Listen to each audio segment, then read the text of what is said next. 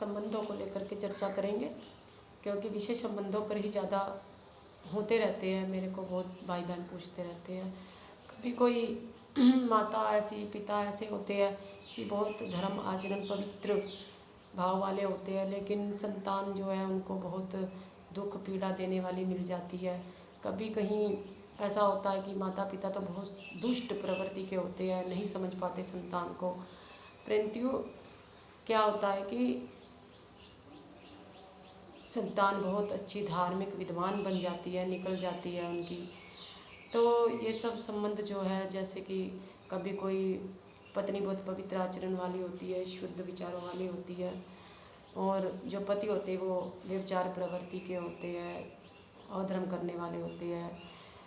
तो ये सब चलता रहता है, लेकिन दोनों ही संबंध अच्छे मिले, माँ बच्चे पति पत्नी सब सुंदर सुंदर मिले, अच्छा मिले, कभी ज़िंदगी में दुख ना आए। तो इसके लिए तो हमें भी कुछ कार्य करना होगा, अपने अंदर से हमें बहुत सारा पुरुषार्थ करना होगा। कई बार ये देखा गया है कि मैंने ना कई भाई बहनों को ये प्रेरणा दी है कि आप स्वाध्याय करो, ईश्वर ध्यान करो ईश्वर का, और ईश्वर का चिंतन करो। अपना जो संस्कार है, जैसे कि दुख जिसको बोलते हो कि आपको दुख मिलते हैं, तो ये आपको जो दुख मिलते हैं ये आपके ही कर्मों के फल है जो आपने किए हुए हैं। कुछ कर्मों का फल ऐसा होता है हमें तत्काल मिल जाता है, कुछ कर्मों का फल ऐसा होता है जो थोड़े समय बाद मिलता है, कुछ कर्मों का फल अगले जन्म तक मिलता रहता है। तो ये हमारे ही कर्मों के फल होते हैं जो हमें संबंधों के रूप में आत्माएँ मिलती है। और हम क्या करते हैं, इन संबंधों में इतने ज़्यादा लिप्त हो जाते हैं, मोह में, राग में, इतने ज़्यादा, फिर द्वेष में इतने ज़्यादा खो जाते हैं कि परमपिता परमेश्वर को बिल्कुल ही अपने मन से निकाल देते हैं, और उसको तो भूल ही जाते हैं। और हमें यहाँ आनंद आने लगता है संबंधों में। तो और दुख भी हो रहा है, दुख भी देखा है कि जीव जो है वो दुख भी पा रहा है, फिर भी छोड़ नहीं पा रहा संबंधों को। क्योंकि वो क्यों नहीं छोड़ पा रहा? क्योंकि उसके कितने जन्मों के संस्कार उसके साथ है, वो ऐसे दुख पाने वाले, दुख पाता आ रहा है, वो फिर भी संबंध को नहीं छोड़ पा रहा है। उसे पता है कि ये संबंध मेरे को दुख दे रहा है, कष्ट दे रहा है, फिर भी वो उसको त्याग नहीं पा रहा है।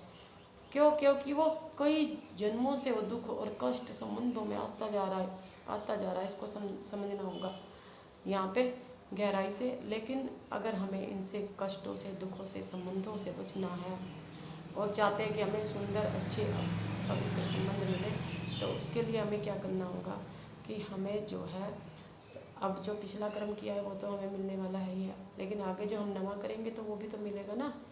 तो आगे जो अब हमें नमा करना है कि हमें अपना जो है ध्यान, जैसे कि मैं बहुत भाई बहनों को बताती हूँ कि अपने ध्यान को उधर से हटाओ, बस उसको कर्तव्य समझ के निभाओ कि मेरा कर्तव्य है, ये मेरे ही कुछ कर्म है, उसी के अनुसार मुझे फल मिल रहा है और मैं ये कर रहा हूँ बस।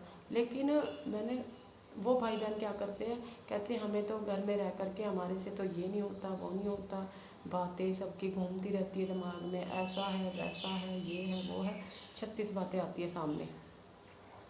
फिर मैं उनको आराम से बोलती हूँ ऐसा करो, फिर आप किसी संस्था में चले जाओ, त्याग कर दो। अगर ऐसा है तो जब आपको बहुत ज़्यादा कष्ट है तो वो व्यक्ति त्याग भी नहीं कर सकता और है भी दुखी, फिर भी नहीं छोड़ पा रहा है संबंधों को। इसका मतलब क्या है?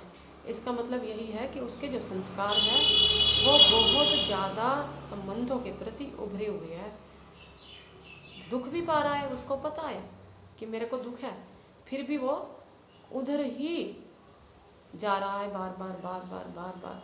जीवात्मा उधर से निकलने का प्रयास नहीं कर रहा है कि उधर से मैं निकलूं और मुझे सुख मिले। हमने देखा है कई भाई बहन चलो चले भी जाते हैं संस्था में, गुरुकुल में चले गए जैसे उनको कहा गया, उसके बाद क्या किया, 1-2 दिन रहे और फिर आ गए, क्योंकि वो मार्ग भी उस मार्ग के उनके संस्कार नहीं है, अभी इतने प्रबल नहीं है, वो उनकी इच्छा ऐसी नहीं है कि वो घर का त्याग कर सके या घर में ही रह के साधना कर सके और संबंधों से बचे रहे। उनको आदत बन चुकी है अब ऐसे दुख पाने की, तो आगे नहीं मिले तो उसके लिए तो गहरा पुरुषार्थ करना होगा। संबंधों में रह करके भी नहीं है, ऐसा वैराग्य रखना होगा अंदर से कि जैसे कि होते हुए भी सारे सुख सुविधा है पर नहीं है। गृहस्थ में रहकर भी साधु संतों की ज़िंदगी जीनी चाहिए ना। तो चलो अब जो मिल गया सो मिल गया, उसको निभाओ, लेकिन आगे ना मिले इसके लिए कुछ अच्छा भी तो बनाओ। यहाँ पे मेरा कहने का मतलब यही है, जब तक आप अच्छा नहीं बनाओगे, जब तक आप आगे नहीं अच्छा कुछ करोगे, तब तक आपको कष्ट ही कष्ट मिलने वाले हैं। ओम।